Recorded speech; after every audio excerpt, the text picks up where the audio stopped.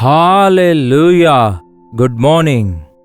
ಮತ್ತೊಂದು ಶ್ರೇಷ್ಠವಾದ ದಿನದಲ್ಲಿ ನಮ್ಮ ದೇವರ ಮಾತುಗಳನ್ನು ಕಲಿತುಕೊಳ್ಳುವುದಕ್ಕಾಗಿ ಧ್ಯಾನಿಸುವುದಕ್ಕಾಗಿ ನಾವೆಲ್ಲರೂ ಶ್ರಮೆ ಪಡ್ತಿದ್ದೇವೆ. ಬನ್ನಿ ಚಿಕ್ಕ ಪ್ರಾರ್ಥನೆ ಮಾಡೋಣ. ಪರಿಶುದ್ಧ ದೇವರೇ, ನಿಮಗೆ ವಂದನೆಗಳು. ನಿಮ್ಮ ವಾಕ್ಯ ಬಲವುಳ್ಳದಾಗಿದೆ, ಶಕ್ತಿಯುಳ್ಳದಾಗಿದೆ, ಇಬ್ಬಾಯಿ ಕತ್ತಿಗಿಂತಲೂ ಹದವಾದದ್ದಾಗಿದೆ.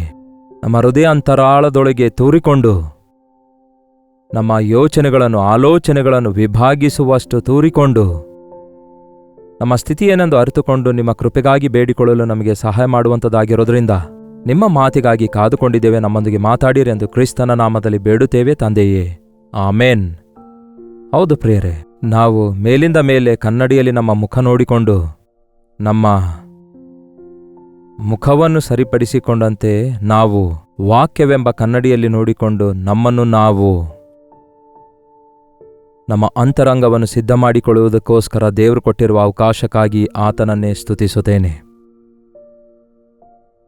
ದೇವರ ವಾಕ್ಯ ನಮ್ಮನ್ನು ಆದರಿಸುತ್ತದೆ, ಎಚ್ಚರಿಸುತ್ತದೆ, ನಡೆಸುತ್ತದೆ, ಗದರಿಸುತ್ತದೆ. ದೇವರ ವಾಕ್ಯ ನಮ್ಮೊಂದಿಗೆ ಮಾತಾಡುತ್ತದೆ, ನಮ್ಮ ಸ್ಥಿತಿಯೇನೆಂದು ನಮಗೆ ತಿಳಿಯಪಡಿಸುತ್ತದೆ. ಹೌದಲ್ಲವೇ? ಲೂಕನ ಸುವಾರ್ತೆ 18ನೇ ಅಧ್ಯಾಯದಲ್ಲಿ 7ನೇ ವಚನ ಓದುತ್ತೇನೆ, ಕೇಳ್ರಿ. ದೇವರು ಆದುಕೊಂಡವರು ಆತನಿಗೆ ಹಗಲು ರಾತ್ರಿ ಮೊರೆ ಇಡುವಲ್ಲಿ ಆತನು ಅವರ ವಿಷಯದಲ್ಲಿ ತಡಮಾಡಿದರೂ ಅವರ ನ್ಯಾಯವನ್ನು ತೀರಿಸದೇ ಇರುವನೇ, ಬೇಗನೆ ನ್ಯಾಯವನ್ನು ತೀರಿಸುವನು. ಅವರ ವಿಷಯದಲ್ಲಿಯೇ ತಾನೇ ಆತನು ದೀರ್ಘ ಶಾಂತವುಳ್ಳವನಾಗಿದ್ದಾನೆಂದು ನಿಮಗೆ ನಿಜವಾಗ್ಲೂ ಹೇಳುತ್ತೇನೆ ಎನ್ನುವಂಥದ್ದೇ. ದೇವರಿಗೆ ಮೊರೆ ಇಡುವಂಥವರು, ರಾತ್ರಿ ಹಗಲು ಮೊರೆ ಇಡುವಂಥವರು, ಅಂದರೆ 24/7. ಹೌದಲ್ಲವೇ? ಎಮರ್ಜೆನ್ಸಿ ವಾರ್ಡ್ಗಳು ಇರ್ತಾವಲ್ಲವೇ? ಕೆಲವೊಂದು ಫೋನ್ ಕರೆಗಳನ್ನು ಯಾವಾಗಲೂ ಅಟೆಂಡ್ ಮಾಡ್ತಾರಲ್ಲವೇ? ಹಾಗೆಯೇ ರಾತ್ರಿ ಹಗಲು ನಮ್ಮ ಪ್ರಾರ್ಥನೆಗಳನ್ನು ಲಾಲಿಸುವುದಕ್ಕಾಗಿ ಯಾರೇ ಆಗಲಿ ಯಾವುದೇ ಸ್ಥಳದಿಂದ ದೇವರಿಗೆ ಮೊರೆ ಇಡುವಾಗ ಅಂಥವರ ಮೊರೆಗಳನ್ನು ಕೇಳಿ ಉತ್ತರ ಕೊಡುವುದಕ್ಕಾಗಿ ನಮ್ಮ ದೇವರು ಸಿದ್ಧವಾಗಿದ್ದಾರಂತೆ. ಅದಕ್ಕಾಗಿ ಆತನು ವೇಟ್ ಮಾಡ್ತಿದ್ದಾನೆ, ಎದುರು ನೋಡ್ತಿದ್ದಾನೆ. ಅಷ್ಟೊಂದು ರೀತಿಯಲ್ಲಿ ಬೇಡಿಕೊಡ್ರಯ್ಯ, ನಿಮಗೆ ಕೊಡ್ತೇನೆ ಅನ್ನುತ್ತಿದ್ದಾರೆ. ನಮ್ಮಿಂದ ಬೇಡಿಕೊಳ್ಳುವುದೇ ಆಗಲ್ಲ. ಹೌದಲ್ಲವೇ? ಬೇಡಿಕೊಂಡ್ರೆ ಏನ್ ಬರುತ್ತೆ ಎಂಬ ಅಪನಂಬಿಕೆ ಇರುತ್ತೆ. ನೀವು ಬೇಡಿಕೊಂಡ್ರೂ ದೊರಕಲಿಲ್ಲ ಅನ್ನುತ್ತಾ ಇದ್ದೀರಿ. ಬಹುಶಃ ಕಾರಣ ನಂಬಿಕೆಯಿಂದ ನೀವು ಬೇಡಿಕೊಳ್ಳಲಿಲ್ಲವೇನೋ. ನೀವು ಬೇಡಿಕೊಂಡರೂ ನಿಮಗೆ ದೊರಕಲಿಲ್ಲವೇನೋ, ಕಾರಣ ನೀವು ಭೋಗದ ನಿಮಿತ್ತ ಬೇಡಿಕೊಂಡಿದ್ದೀರಿ ಅನ್ನೋ ಒಂದು ದೇವರು ಹೇಳ್ತಾರೆ. ಆದರೆ ನಂಬಿಕೆಯಿಂದ ಬೇಡಿಕೊಳ್ಳುವುದಾದರೆ, ನಮ್ಮ ಅವಶ್ಯಕತೆಯ ಮೇರೆಗೆ ಬೇಡಿಕೊಳ್ಳುವುದಾದರೆ ಖಚಿತವಾಗಿಯೂ ಬೇಗನೆ ಉತ್ತರ ಕೊಡ್ತಾರಂತೆ. ಬೇಗನೆ ದೇವರು ನ್ಯಾಯ ತೀರಿಸ್ತಾರಂತೆ ನಮ್ಮ ಪಕ್ಷದಲ್ಲಿ. ಅಯ್ಯಯ್ಯೋ, ನನಗೆ ಅನ್ಯಾಯವಾಗ್ತಿದೆಯಲ್ಲವೇ, ಅಯ್ಯಯ್ಯೋ ನನಗೆ ನಷ್ಟವಾಗ್ತಿದೆಯಲ್ಲವೇ, ಅಯ್ಯಯ್ಯೋ ನನಗೆ ಬಾಧೆ ಆಗ್ತಿದೆಯಲ್ಲವೇ, ಅಯ್ಯಯ್ಯೋ ನನ್ನ ಪ್ರಾಣ ಹೋಗ್ತದಲ್ಲವೇ ಎಂದು ಕೆಲವೊಂದು ಸಾರಿ ನಾವು ಒದ್ದಾಡ್ತಾ ಇರ್ತೇವಲ್ಲವೇ? ಅಂತಹ ಪರಿಸ್ಥಿತಿಗಳಲ್ಲಿ ಅಲ್ಲಿಗೆ ಇಲ್ಲಿಗೆ ಓಡಿ ಹೋಗುವುದಕ್ಕಿಂತ ಕರ್ತನ ಸನ್ನಿಧಿಯಲ್ಲಿ ಮೊರೆ ಇಡುವುದನ್ನು ಕಲಿಯಬೇಕು. ಬಹಳಷ್ಟು ಜನ ಮೊರೆ ಇಡುತ್ತಲೇ ಇರ್ತಾರೆ ಪ್ರಿಯರೇ, ಆದರೆ ಯಾಕೆ ಉತ್ತರ ಬರ್ತಾ ಇಲ್ಲ ಎನ್ನುವುದಾದರೆ ಒಂದು ಮುಖ್ಯವಾದ ಪಾಯಿಂಟ್ ಇದೆ. ಯಾರಿಗಾದರೂ ಜ್ಞಾನದ ಕೊರತೆ ಇರುವುದಾದರೆ ನನಗೆ ಬೇಡಿಕೊಳ್ಳಲಿ. ಆದರೆ ಅಪನಂಬಿಕೆಯಿಂದ ಬೇಡಿಕೊಳ್ಳುವವರಿಗೆ ಏನೂ ದೊರಕುವುದಿಲ್ಲ. ಅಪನಂಬಿಕೆಯಿಂದ ಬೇಡಿಕೊಳ್ಳುವವರಿಗೆ ಜ್ಞಾನ ದೊರಕುವುದಿಲ್ಲ, ಉದ್ಯೋಗ ದೊರಕುವುದಿಲ್ಲ, ಆರೋಗ್ಯ ದೊರಕುವುದಿಲ್ಲ, ನ್ಯಾಯವೂ ದೊರಕುವುದಿಲ್ಲ. ಹೌದಲ್ಲವೇ? ಅದಕ್ಕೆ ನಂಬಿಕೆ ಬಹಳ ಮುಖ್ಯವಾದದ್ದಾಗಿದೆ.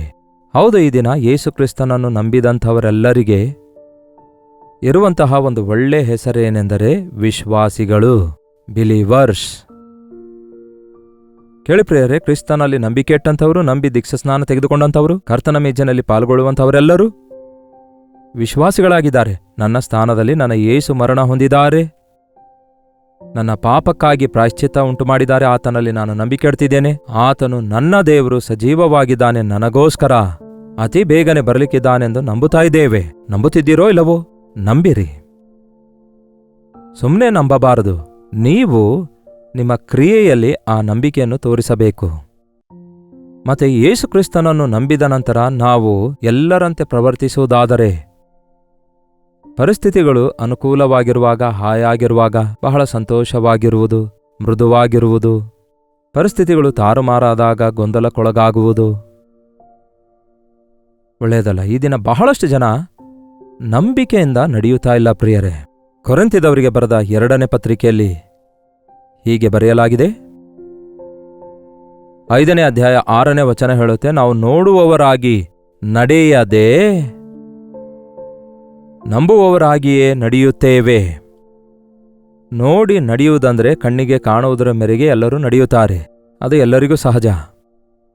ವಾತಾವರಣ ಸೂಚನೆಯ ಮೇರೆಗೆ ಈ ದಿನ ಭಾರೀ ಮಳೆ ಸುರಿಯಲಿಕ್ಕಿದೆ ಅಂದಾಗ ಯಾರೂ ಹೊರಗೆ ಹೋಗಲ್ಲ, ಹೋದ್ರೂ ಕೂಡ ಅದಕ್ಕೆ ಪ್ರಿಕಾಷನ್ ತೆಗೆದುಕೊಳ್ತಾರೆ, ಹೌದಲ್ಲವೇ? ಹಾಗೆಯೇ ಕೆಲವೊಂದು ಸಾರಿ ನಮ್ಮ ಟ್ರಿಪ್ಸ್ಗಳನ್ನು, ನಮ್ಮ ಪ್ರಯಾಣಗಳನ್ನು, ನಮ್ಮ ಆಲೋಚನೆಗಳನ್ನು, ನಮ್ಮಂತಹ ಸೇವಕರಾದರೆ ಮೀಟಿಂಗ್ಸ್ಗಳನ್ನು ಪ್ಲಾನ್ ಮಾಡ್ತೇವೆ. ಅಯ್ಯೋ, ದೇವರು ಈ ತಾರೀಕಿಗೆ ಇಲ್ಲಿ ಮೀಟಿಂಗ್ ಇಡು ಅಂತ ಹೇಳಿದಾರಲ್ಲವೇ? ಖಂಡಿತವಾಗಿಯೂ ದೇವರು ತನ್ನ ಕಾವಲನ್ನು ಅನುಗ್ರಹಿಸುತ್ತಾರೆ ಎಂಬ ನಂಬಿಕೆಯುಳ್ಳಂಥವರು ವಾತಾವರಣ ಸೂಚನೆ ಏನು ನೋಡಲಾರದೆಯೇ, ಅವುಗಳ ಮೇಲೆ ಆಧಾರಗೊಳ್ಳಲಾರದೆಯೇ, ಗೂಗಲ್ನಲ್ಲಿ ಬರುವಂತಹ ನ್ಯೂಸನ್ನು ಹುಡುಕಾಡದೆ, ಮತ್ತೇನು ವೈಫೈ ಉಪಯೋಗಿಸಲಾರದೆ ನಂಬಿಕೆಯನ್ನು ಉಪಯೋಗಿಸುತ್ತಾರೆ. ಈ ದಿನ ಪ್ರತಿಯೊಂದಕ್ಕೂ ನಾವು ವೈಫೈ ಉಪಯೋಗಿಸ್ತಿದ್ದೇವೆ. ವೈಫೈ ಮೇಲಿದ್ದಷ್ಟು ನಂಬಿಕೆ ಈ ದಿನ ದೇವರ ಮೇಲೆ ಇಲ್ಲದ ಹಾಗೆ ಕಾಣಿಸ್ತಾ ಇದೆ ಮಾನವರಿಗೆ. ಈ ಲೋಕದ ಸಮಾಚಾರ ಹೇಳುವಂತಹ ಮನುಷ್ಯರಿಗಿಂತಲೂ ಪರಲೋಕದಲ್ಲಿ ಸರ್ವಾಧಿಕಾರಿಯಾಗಿರುವ ಸಕಲವೂ ಆತನ ಅಧೀನದಲ್ಲಿರುವ ಸಮುದ್ರಕ್ಕೆ ಸರಹದ್ದನ್ನುಂಟು ಮಾಡಿದಂತಹ, ಗಾಳಿಯನ್ನು ತುಫಾನನ್ನು ಶಾಂತಗೊಳಿಸುವಾತನು, ಸೃಷ್ಟಿಕರ್ತ, ಆಯನ ಮೇಲೆ ನಂಬಿಕೆ ಇಡ್ತಾ ಇದ್ದೀರೋ? ಪ್ರತಿಯೊಂದು ವಿಷಯದಲ್ಲಿ ಮನುಷ್ಯರು ಹೇಳಿರುವುದರ ಮೇರೆಗೆ ಕುಗ್ಗಿ ಹೋಗ್ತಿದ್ದೇವೆ. ದೇವರ ಮೇಲೆ ನಂಬಿಕೆ ಇಟ್ಟು ಮುಂದಕ್ಕೆ ಸಾಗುತ್ತಾ ಇಲ್ಲ. ಅದಕ್ಕೆ ಮನುಷ್ಯರನ್ನು ನಂಬುವುದಕ್ಕಿಂತ ಯೆಹೋವನನ್ನು ಆಶ್ರಯಿಸುವುದು ಒಳ್ಳೆಯದು ಎಂದು ವಾಕ್ಯ ಹೇಳುತ್ತೆ. ನಿಜವಾಗಲೂ ಯಾರ ಮೇಲೆ, ಯಾವುದರ ಮೇಲೆ ನಾವು ಬದುಕುತ್ತಾ ಇದ್ದೇವೆ? ದುಡ್ಡಿನ ಮೇಲೆ ನಂಬಿಕೆ ಉಂಟೋ? ದುಡ್ಡಿದ್ದಾಗ ಧೈರ್ಯವಿದೆ, ದುಡ್ಡಿಲ್ಲದಿರುವಾಗ ಧೈರ್ಯ ಕಳ್ಕೊಂಡ್ರೋ?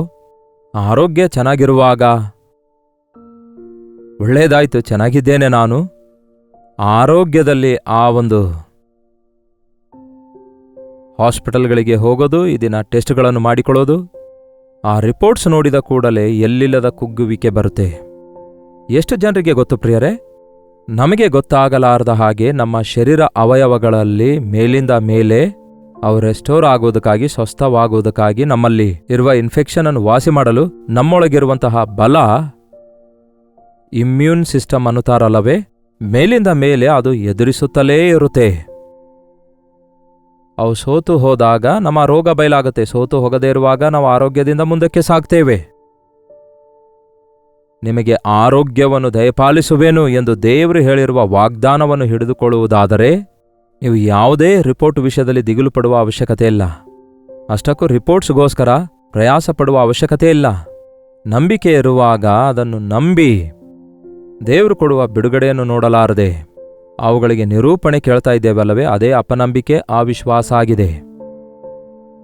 ಈ ಅಂತ್ಯ ದಿನಗಳಲ್ಲಿ ವಿಜ್ಞಾನ ಹೆಚ್ಚಾಗುತ್ತಿದ್ದಂತೆಯೇ ವಿಶ್ವಾಸವೂ ಕಡಿಮೆಯಾಗ್ತಾ ಇದೆ. ಪ್ರತಿಯೊಂದು ನೋಡಿ ನಂಬಬೇಕು, ರುಜು ನೋಡಿ ನಂಬಬೇಕು, ಪ್ರಯತ್ನಿಸಿ ನಂಬಬೇಕು, ಟೆಸ್ಟ್ ಮಾಡಿ ನಂಬಬೇಕು ಎನ್ನುವಂತಹ ಪರಿಸ್ಥಿತಿಗೆ ಬಂದಿದ್ದಾರೆ ಹೊರತು ದೇವರ ಮೇಲೆ ನಂಬಿಕೆ ಇಟ್ಟು ಇವೆಲ್ಲವುಗಳಿಗೆ ಅಧಿಕಾರಿಯಾಗಿರುವಂತಹ, ಇವೆಲ್ಲವುಗಳನ್ನು ಅಧೀನದಲ್ಲಿಟ್ಟುಕೊಳ್ಳುವಂತಹ, ಇವೆಲ್ಲವುಗಳನ್ನು ತನ್ನ ವಶದಲ್ಲಿಟ್ಟುಕೊಂಡಿರುವಂತಹ ನಮ್ಮ ದೇವರಿಂದಲೇ ಸಮಸ್ತವೂ ಸಾಧ್ಯ ಎಂದು ನಂಬಿಕೆ ಇಡುತ್ತಾ ಇಲ್ಲ. ಈ ಅಂತ್ಯ ದಿನಗಳಲ್ಲಿ ಮನುಷ್ಯರು ದೇವರ ಮೇಲೆ ನಂಬಿಕೆ ಇಡಲಾರದಕ್ಕಾಗಿ ದೇವರ ಮೇಲೆ ನಿರ್ಲಕ್ಷ್ಯ ತೋರಿಸುವಂಥದ್ದನ್ನು ನೋಡ್ತಿದ್ದೇವೆ. ದೇವರು ಅಗತ್ಯವಿಲ್ಲ ನನಗೆ, I can do with money, with technology ಅಂದುಕೊಳ್ತಿದ್ದಾರೆ, ಹೌದಲ್ಲವೇ? ನಾನು ಏನ್ ಬೇಕಾದರೂ ಮಾಡಬಲ್ಲೆನು, ಎಷ್ಟು ದುಡ್ಡು ಕೊಟ್ಟಾದರೂ ಚಿಕಿತ್ಸೆ ಪಡ್ಕೊಳ್ತೇನೆ, ಇಲ್ಲಾಗಿಲ್ಲ ಅಂದ್ರೆ ಹೊರದೇಶದಲ್ಲಿ ಏನ್ ಬೇಕಾದರೂ ಮಾಡಿಕೊಳ್ಳಬೇಕು ಅಂದುಕೊಳ್ತಿದ್ದಾರೆ ಹೊರತು ನಿಮ್ಮನ್ನು ಸ್ವಸ್ಥಪಡಿಸುವಂತಹ ಯೆಹೋವನು ನಾನೇ ಆಗಿದ್ದೇನೆ ಎಂಬ ದೇವರ ವಾಕ್ಯ ನಂಬುತ್ತಾ ಇದ್ದೀರಾ? ಹಾಗೆ ನಂಬಿ ಪ್ರಾರ್ಥಿಸಿ ನೋಡ್ರಿ, ಅದ್ಭುತಗಳು ನಮ್ಮ ಜೀವಿತದಲ್ಲಿ ನಡೆಯುತ್ತವೆ. ಹೌದು, ಈ ಉದಯದಲ್ಲಿ ಏನಾಗಿದೆ ನಿಮ್ಮ ಬಾಧೆ? ನಮಗೇನು ಬಾಧೆ ಇದೆ ಅಂತೀರಾ?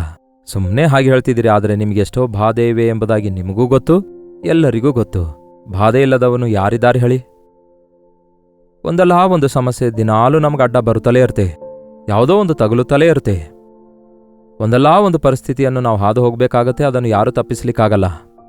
ಬಟ್ ಅವುಗಳನ್ನು ಹೇಗೆ ನಾವು ಜಯಿಸ್ತಿದ್ದೇವೆ, ಆ ಪರಿಸ್ಥಿತಿಗಳಲ್ಲಿ ಹೇಗೆ ನಾವು ಪ್ರವರ್ತಿಸ್ತಿದ್ದೇವೆ, ಅಂತಹ ಪರಿಸ್ಥಿತಿಯಲ್ಲಿ ಎಷ್ಟರ ಮಟ್ಟಿಗೆ ನಮ್ಮ ದೇವರಿಗೆ ನಾವು ಮೊರೆ ಇಡುವಂಥವರಾಗಿದ್ದೇವೆ, ಅದನ್ನು ನಾವು ಪರಿಶೀಲಿಸಿಕೊಳ್ಳಬೇಕು. ನನಗೆ ಮೊರೆ ಇಡಿರಿ, ಆಪತ್ ಕಾಲದಲ್ಲಿ ನೀವು ನನಗೆ ಮೊರೆ ಇಡಿರಿ, ಸದುತ್ತರ ದಯಪಾಲಿಸ್ತೇನೆ ಅಂದಿದ್ದಾರೆ ದೇವರು. ನಿಮಗೆ ಯಾವುದೇ ಅವಶ್ಯಕತೆ ಬಂದರೂ ಮೊಳಕಾಲು ಊರುವುದನ್ನು ಕಲಿತುಕೊಳ್ಳಿರಿ. ನೀವು ಯಾವುದೇ ಬಾಧೆಯಲ್ಲಿದ್ದರೂ, ಯಾವುದೇ ಶ್ರಮೆಯಲ್ಲಿದ್ದರೂ ದೇವರೊಂದಿಗೆ ಮಾತಾಡುವುದನ್ನು ಅಭ್ಯಾಸ ಮಾಡಿಕೊಳ್ಳಿರಿ. ನೀವು ಗೊಂದಲದ ಪರಿಸ್ಥಿತಿಯಲ್ಲಿರುವಾಗ ದೇವರ ವಾಕ್ಯದಿಂದ ಆತನ ಚಿತ್ತ ಏನೆಂಬುದಾಗಿ ಪರಿಶೀಲಿಸಿ ತಿಳಿದುಕೊಳ್ಳಿರಿ. ನಿಮ್ಮ ಸಮಸ್ಯೆಗಳಿಗೆ ಪರಿಷ್ಕಾರ ದೊರಕುತ್ತದೆ.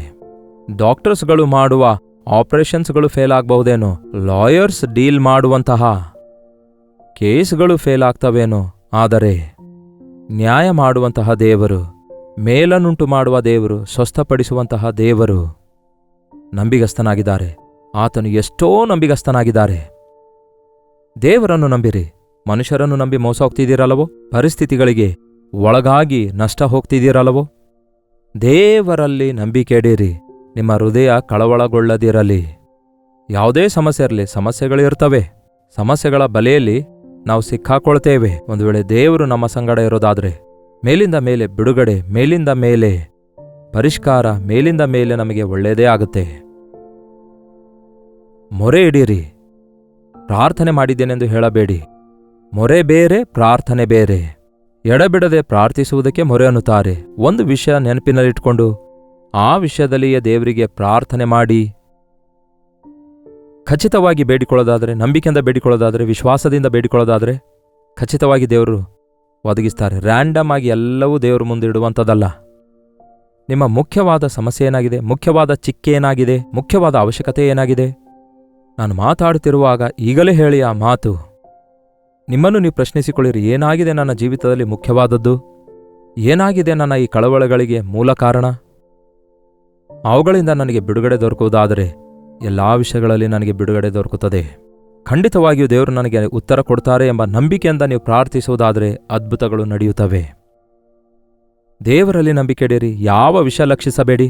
ಯಾವುದೇ ಮನುಷ್ಯರ ಮಾತನ್ನು ನಂಬಬಾರದು, ಯಾವುದೇ ವಾತಾವರಣ ಸೂಚನೆ ನಂಬಬಾರದು, ಯಾವುದೇ news TV channel ನಂಬಬಾರದು.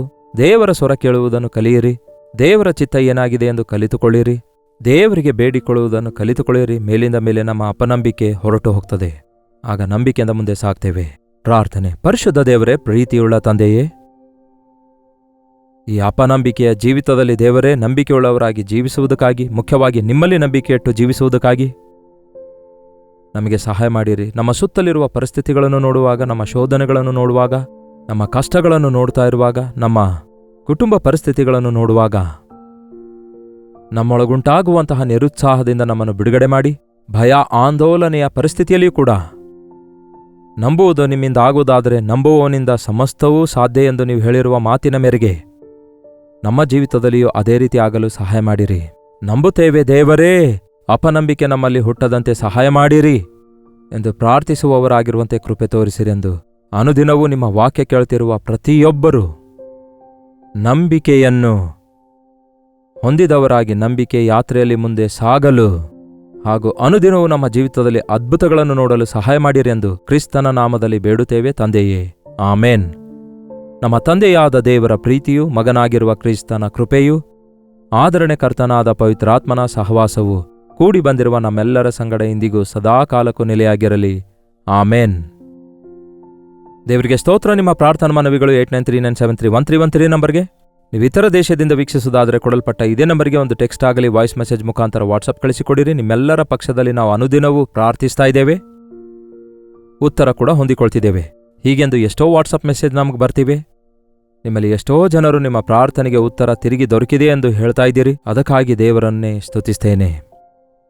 Doctor Jayapal Kannada YouTube channel subscribe ಮಾಡಿ, ಲೈಕ್ ಮಾಡಿ, ಶೇರ್ ಮಾಡುವುದನ್ನು ಮರೆಯಬೇಡಿ.